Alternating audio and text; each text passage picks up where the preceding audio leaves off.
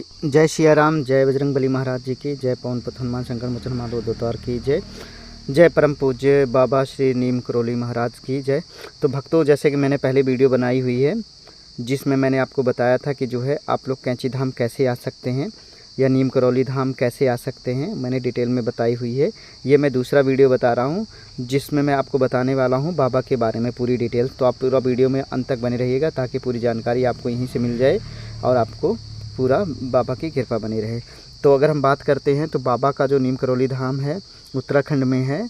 और अगर इनके जन्म की बात करते हैं तो बाबा का जन्म सन 1900 में के आसपास माना जाता है। उत्तर प्रदेश के अकबरपुर गांव में हुआ था और उनके वास्तविक नाम जो है लक्ष्मी नारायण शर्मा है। उन्होंने अपनी आध्यात्मिक यात्रा की शुरुआत जो है 17 साल की उम्र कर दिया था। बाबा की अगर शादी की बात करते हैं तो 11 वर्ष की आयु में उनकी शादी हो गई थी और उसके बाद जो है 17 साल में उन्होंने अपना घर त्याग दिया था और भक्ति के लिए साधु बन गए थे। अब उसके बाद जो है अगर हम बात करते हैं तो जो है उन्होंने बाबा ने जो है अपना जो धाम बनाया है कैंची धाम में बनाया है उत्तराखंड में। इसके अलावा और भी कई जगह जो है उनका धाम बना हुआ है जिसे हम डिटेल्स में जानेंगे। जो कैंची धाम का धाम है ये 15 जून 1964 में बनाया गया था, इसीलिए आज के दिन आज 15 जून है तो आज के दिन यहाँ पे बहुत ज़्यादा भीड़ भी लगी हुई है और बहुत दूर दराज से भक्त आते हैं। लगभग 6 से 7 लाख भक्तगण आ चुके हैं यहाँ पे दर्शन के लिए। तो यहाँ पे क्या होता है कि इस दिन इसका स्थापना दिवस मनाया जाता है। अब आगे चलते हैं और उनके बारे में और जानते हैं।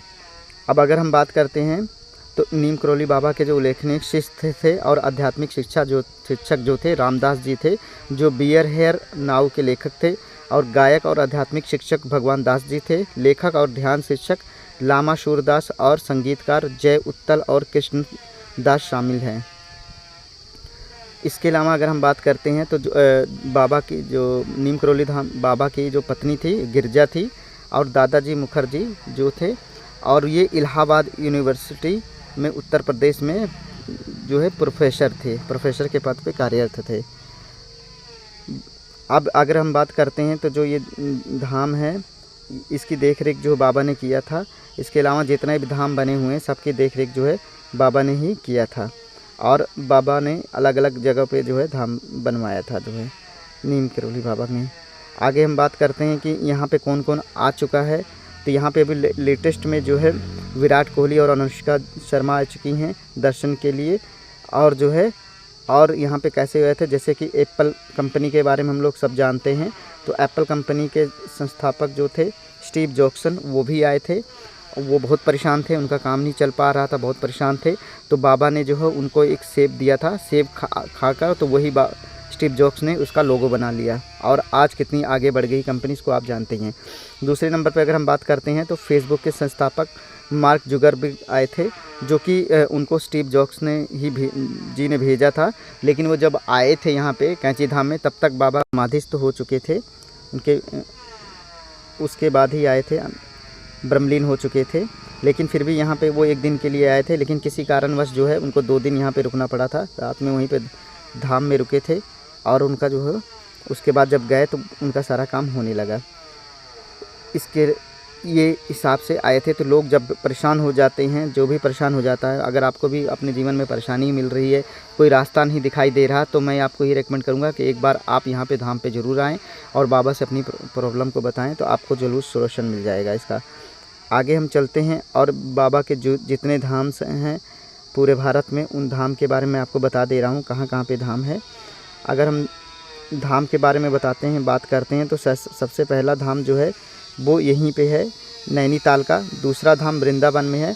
वृंदावन में जो है बाबा की जो है 11 सितंबर 1973 को जो है ब्रह्मलीन हो गए थे। वो वहाँ पे ट्रेन के माध्यम से जा रहे थे लेकिन उनको तबीयत अचानक ख़राब हो गई, तो वहीं वृंदावन के एक हॉस्पिटल में उनको जो है भर्ती कराया गया, जहाँ इलाज के दौरान रात्रि के 11:11 पे वो ब्रह्मलीन हो गए। फिर वहीं पे उनका जो है धाम बना दिया गया है। बाबा के और धाम की बात करते हैं तो भीमिया धार में है, काकरी घाट पे है, कुमाऊँ की पहाड़ियों में है, हनुमानगढ़ी में है, वृंदावन, ऋषिकेश, लखनऊ, शिमला, फर्रुखाबाद में, खीमापुर में के पास नीम करौली गाँव में है और दिल्ली में भी है।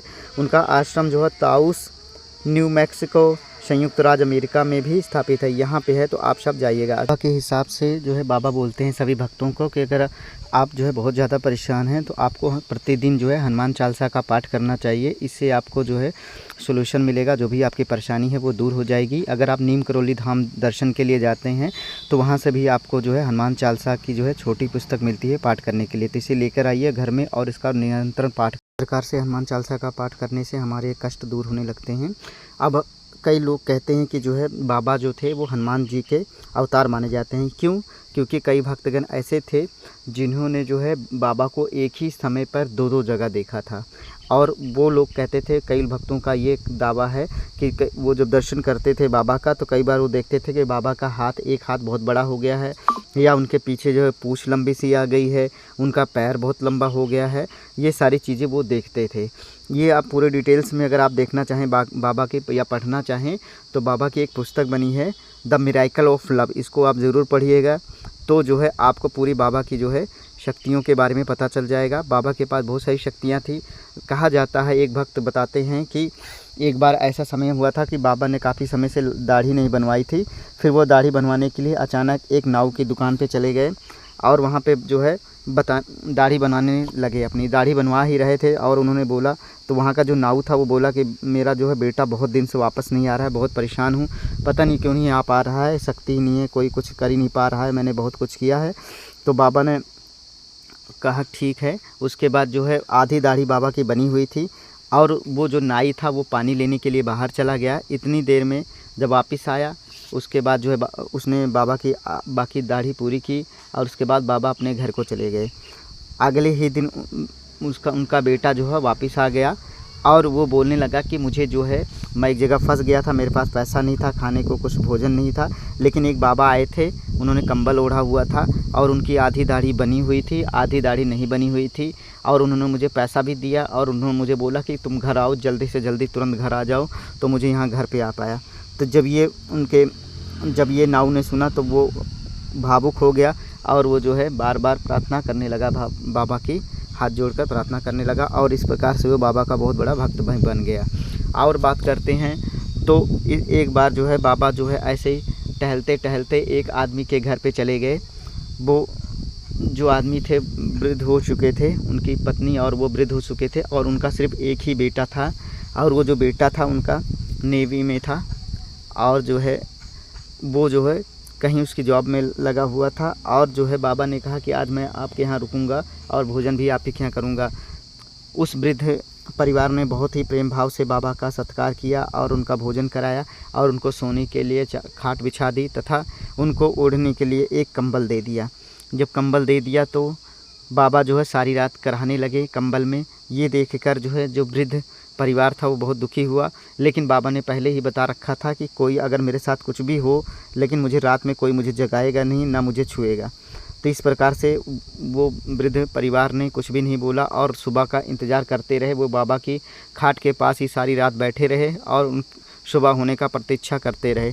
जब सुबह हुआ तो बाबा ने उस कंबल को बटोर कर दे दिया और उसको बोला कि इसको ले जाकर नदी में प्रवाहित कर दो, लेकिन इसको खोल कर मत देखना और ना मुड़ कर देखना, वहाँ प्रवाहित करके चले जाना। तो जब वो लिया, वृद्ध पुरुष ने जब उस कंबल को लिया, कंबल काफ़ी भाड़ा लगा और उसमें जो है लोहे की चीज़ें जैसी मतलब खन खन होने लगी, जैसे कोई उसमें गोलियां बहुत सारी इकट्ठी हो गई हों। उसके बाद जो है कुछ समय बाद उनका बेटा जो है सही सलामत वापस आ गया और उसने बताया कि आज जिस दिन बाबा रुके हुए थे उसी दिन की रात में बताया कि रात में उनके ऊपर जो है दुश्मन सेना ने हमला कर दिया था और वो अकेले बचे हुए थे, लेकिन उनके पास चारों तरफ से एक दीवार अचानक आ गई थी जिससे कोई भी गोली उनको नहीं लग रही थी और वो बिल्कुल सेफ बच गए। सुबह जब जो है उनकी और सेना आई तो उनको सही सलामत ले आकर यहाँ छोड़ दी। तो इस प्रकार से हुए। तो इस प्रकार से वृद्ध परिवार समझ गए कि ये सब बाबा का ही कारनामा है। और वो जो कंबल थे, कंबल में गोलियाँ थी जो बाबा ने अपने ऊपर ली हुई थी। तो ये सारी मिरेकल्स हुई हैं बाबा के साथ, सारी शक्तियाँ हुई हैं, कष्टों का निवारण होता है। वहाँ पे जाइए। मैंने तो दर्शन कर लिया है और कोशिश की है कि लाइव के माध्यम से आप सब भक्तों को भी दर्शन करा दूं। तो जो भक्तगण जाना चाहते हैं वहाँ जाइएगा। 2 धाम बहुत प्रचलित है, एक जो कैंची धाम है, दूसरा जो वृंदावन में समाधि स्थल बना हुआ है, वहाँ पे जा सकते हैं आप दर्शन के लिए बाबा का। अब आगे हम बात करते हैं बाबा के एक सिद्धि माँ के नाम से भी वहाँ पे जब जाएंगे तो एक मंदिर बना हुआ है, क्योंकि बाबा ने ही अपना उत्तराधिकारी इनको माता को ही बताया था। ये जो सिद्धि माँ है बाबा के जो दोस्त थे, उनके मित्र थे, जिन्होंने इस मंदिर का निर्माण कराया था, उनकी ही पत्नी है ये। और जो है उनको अपना उत्तराधिकारी बना दिया था बाबा ने, सारी देख रेख उनको ही सौंप दी थी। और जो है 1973 के बाद से जो है बाबा नीम करौली धाम की और जो और अन्य धाम और आश्रम थे उनकी देखरेख सिद्धि माँ ही करती थी। सिद्धि माँ इतनी वो थी, प्रज्वलित थी, उनको अपनी शक्तियाँ भी नीम करौली बाबा ने दिया था। वो सिद्धियाँ प्रदान करती थी और लोगों के कष्टों का निवारण करती थी। तो अगर हम प्रसाद की बात करते हैं तो नीम करौली धाम बाबा के यहाँ जो प्रसाद रूप में जो है लड्डू का भोग लगाया जाता है। और जो है भक्तगण जो है वहाँ पे कंबल भी चढ़ाते हैं, क्योंकि बाबा हमेशा कंबल में ही रहते। इस कंबल की इतनी महत्ता है कि जो वहाँ पे कंबल चढ़ाया जाता है वो कंबल बाबा को चढ़ाकर आपको वापस कर दिया जाता है, जिसे आपको अपने घर पे लेके आना होता है। और आपके घर में किसी भी परिवार के सदस्य को कोई भी समस्या है, चाहे वो ऊपरी समस्या है या और कोई समस्या है, तो आपको उस कंबल को जो है उस व्यक्ति को जो है उड़ाना है। आप प्रतिदिन कर सकते हैं लगातार 11 दिन तक, तो इससे जो है उसको आराम मिलेगा। और उसको संभाल कर रखिएगा अपने यहाँ अपने घर पे, जिससे काम होता रहेगा। और जो है इस प्रकार से बाबा की महिमा वहाँ पे बनी हुई है। जो भक्तगण जाते हैं वहाँ पे अपना जो है अपनी श्रद्धा अनुसार जो है कम्बल का या मोलपुआ का या फिर जो है लड्डू का प्रसाद का भोग लगाते हैं। अगर आपको बाबा की मूर्ति वगैरह चाहिए तो वहाँ से आप मूर्ति वगैरह भी ला सकते हैं। वहाँ पे सारी मंदिर में रुकने की जगह भी है, वहाँ पे रूम्स वगैरह भी हैं। 3000 रुपये से कमरे स्टार्ट हैं वहाँ पे, तो आप रुक सकते हैं और वहाँ पे रह सकते हैं। अगर आपको धाम में रुकना है तो उसके लिए अलग से व्यवस्था है, वो आपको पुजारी से संपर्क करना पड़ेगा।